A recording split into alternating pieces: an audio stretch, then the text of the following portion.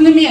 Қазір мен сіздерге бәрі түсінікті болу үшін өзімнің өмірім бұрын қандай болды, до Гербалаев, қазіргі уақытта қандай, неліктен біз қазір Гербалаевты таңдауымыз керекпіз, соны айтатын боламын. Мұқият тыңдаңыздар. Мінекей, до Гербалаев мен кім болдым? 29 жаста мынандай состояниемен өте үлкен салмақпен әйел адам 29-30 жаста нағыз құлпыратын уақытында 52-ші размер киіп, самочувствие өте төмен, шаршау, көңіл күйім төмен, самооценка низкий деп айтамыз ғой, өзімізді көтере алмайтын бір әйтеуір өмір сүріп жүргендей болып жүрген адам болдым. Алдым тұман, қайда баратынымды білмеймін. Әрине, мұғалім образованиесі бар, онымен жұмыс жасадым. Әрине, өмірдің қиындықтарымен, қиын соқпақтарымен ол жұмысымды қол үзіп қалдым да, мен әртүрлі жұмыстар жасап кеттім. Гербалаевқа келместен бұрын мен осы Атырауға келген уақытта, Атырауда мен дүкенші болып та жасадым. Біреудің дүкеншісі болып, продукция сатып арқылы бір помада, лактар сатып отырып, күніне 300 теңге алып, сол 300 теңгені жеткізем деп тырбыңдап жүрген уақытта базарда тұрып, баламды ауыртып алып, өзім ауырып, сондай жағдайларда жүргенде үйде отырып жұмыс жасайтын, домработница болып жұмыс жасайтын, маған ыңғайлы, үйде пирожки пісіріп, үйдің тазалап, кәдімгі сол үйдің бесплатно тұруға мен дайын болдым. Сондай условия, потому что балам қатты ауырды, сосын мен қасымда баламды сондай жылы жерде ұстау үшін солай жұмыстандым. Әрине, ол да временно ғой, ішіңнен бір нәрсені іздейсің. Мен бірақ қандай жақсы, бір бай қуатты семьяда болған жоқпын. Постоянно әрдайым бірдеңе жетпейді. Постоянно жыртық киімдер киген уақыттарым болды. Көңілім қатты түсіп, не істерімді білмей, кімнен не сұрайсың, өз-өзіңнен сұрайсың, Құдайдан сұрайсың. Сөйтіп жүрген уақытта мен жаңағыдай ойландым. Менің осындай қиын өмір сүруімнен балама мен сондай өмірді сүргізетін едім.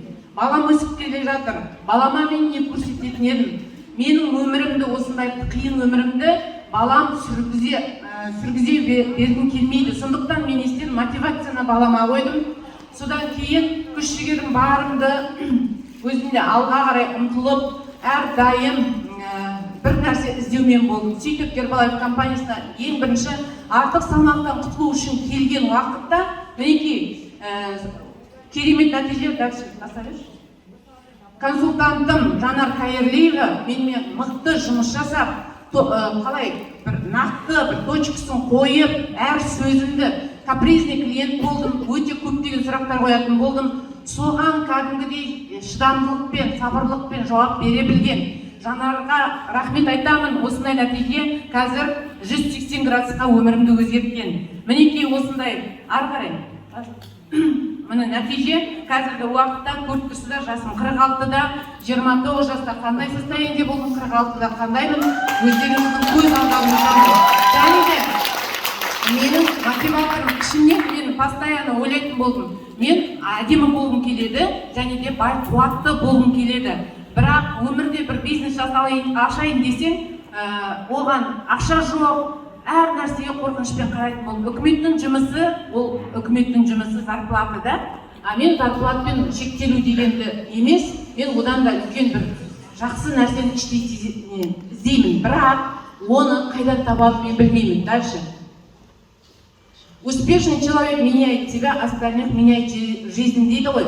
Яғни біздер өзімізді өзгертуіміз керекпіз. Ең бірінші адам успешный болғысы келсе, адам өзімен жұмыстану керек. Әрине, Гербалаевқа көптеген адамдар келіп жатады. Соның ішінде іріктеліп, сүзгіден өтіп мықтылар қалады. Сондықтан осы жерде отырған адамдарда іріктеліп келген адамдар деп есептеймін. Сондықтан давайте осы сабақтан жақсы нәрсе алайық. Просто делай как можешь лучше, завтра утром, когда проснешься, делай еще немножко лучше, на следующий день еще немножко лучше, чем вчера. Мен всегда мотивация іздемеймін. Мен всегда Джим Рон, Мархьюз основательдердің сөздерін, цитаталарын алып, мен соның ойыма түйемін де жүгіріп жұмыс жасаймын. Әрқашан мен өзімнің жүгіруіме ешкімге барып маған мотивация беш деген сөз айтпаймын. Мен отырып, үніндемей отырып тыңдаймын. Ол адам басқа біреумен сөйлесіп жатыруы мүмкін, ол адам ана жерде кетіп бара жатырған басқа адаммен кетіп жатыруы мүмкін. Маған бәрібір тек қана адамдардан үйренуге тырысып жүріп, осылай әрдайым жұмысымды қыздырып жұмыс жасайтын болдым ары қарай. Мінекей соның арқасында әлемге шықтық. Бәріңізге білесіздер, 2017 жылы біздер круизға бардық. Круиз біздің компанияның берері мол, продуктыдан шикарный результат алдық. Адамдарға көмектесу арқылы, мынандай путешествияға бесплатно жұлдыздар жинау арқылы, мінекей керемет командамен, осылай спонсорларымызбен, осылай қыдырып жүрген жайымыз бар. Дальше. Баса бермейді. Круиз, Италия, Испания, Франция.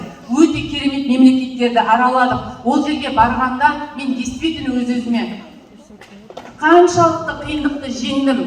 Ой, Шынар, сен молодецсің деп бірінші рет рахмет айтқанмын осыған барғанда. Әрине көптеген болады, көптеген отказдар болады.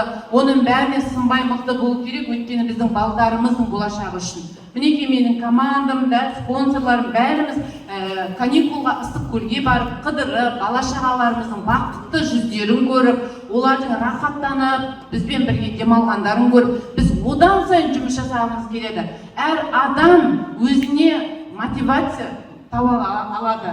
Жаныңызда бала-шағаңызға қараңыз. Үлкен кісілер болса, үйде отырған үлкен кісілерге қамқорлауға өздеріңізге мотивация алыңыз. Кімнің 25% бар осы жерде? Қол көтерейікші? Тәуелсіз серіктесі бар. Құттықтаймыз сіздерді. Независимый партнер 35% бар. Старший консультанттар қол көтерейікші? Кімнің 35% скидкасы бар? Сол арқылы доход таба алады.